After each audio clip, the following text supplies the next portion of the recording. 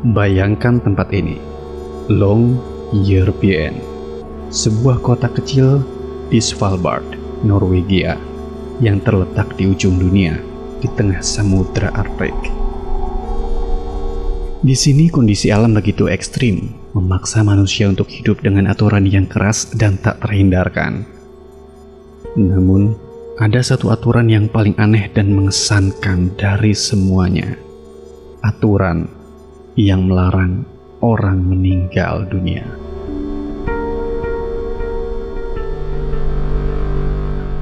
Longyearbyen bukanlah sebuah tempat seperti kebanyakan kota lainnya. Ini adalah kota di mana es abadi mendominasi, di mana matahari tidak terbit selama berbulan-bulan di musim dingin dan tidak pernah terbenam selama berbulan-bulan di musim panas. Iklim yang ekstrim ini dengan suhu yang seringkali turun jauh di bawah titik beku telah menciptakan sebuah lingkungan di mana manusia harus beradaptasi secara ekstrim.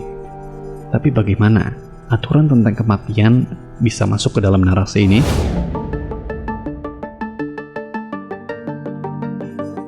Baik, pertama-tama mari kita telaah latar belakangnya.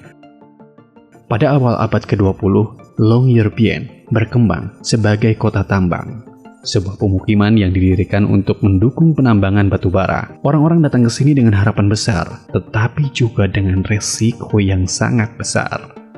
Kondisi keras di Arktik membawa berbagai tantangan, termasuk penyakit mematikan seperti flu dan tuberkulosis. Di kota ini, kematian bukanlah sesuatu yang jarang terjadi.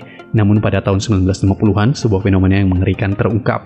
Mayat-mayat yang dikuburkan di tanah beku tidak membusuk. Virus dan bakteri yang menyebabkan kematian mereka tetap hidup, tertidur di bawah lapisan es.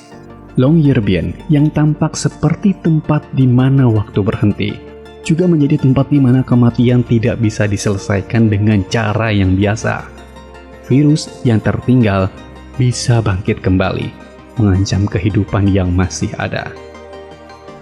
Pemerintah setempat akhirnya mengambil sebuah keputusan yang radikal namun logis.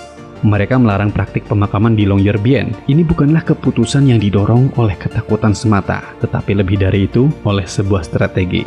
Mereka memahami bahwa kota ini harus bertahan hidup dengan caranya sendiri. Mereka menciptakan aturan bahwa jika seseorang sakit parah, mereka harus segera dievakuasi ke daratan utama Norwegia, di mana mereka bisa mendapatkan perawatan medis, atau jika ajal menjemput, mereka bisa dikuburkan dengan layak.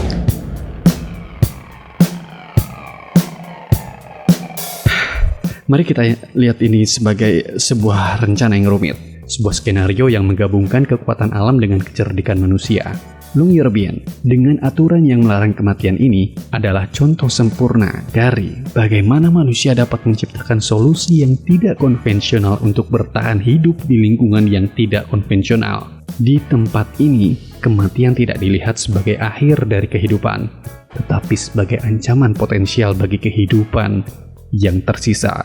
Meskipun aturan ini terdengar aneh, ini adalah contoh bagaimana strategi yang baik tidak selalu mengikuti norma, tetapi mengikuti logika yang terkadang hanya masuk akal dalam konteks tertentu.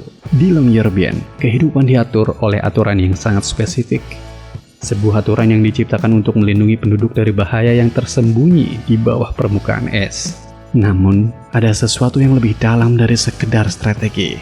Ini adalah pelajaran tentang bagaimana manusia beradaptasi dengan lingkungan mereka, bahkan ketika lingkungan itu menentang hukum alam yang kita anggap biasa. Longyearbyen menunjukkan kepada kita bahwa dalam situasi ekstrim, kita harus siap untuk berpikir di luar batasan konvensional, untuk menciptakan aturan baru yang sesuai dengan kebutuhan yang ada.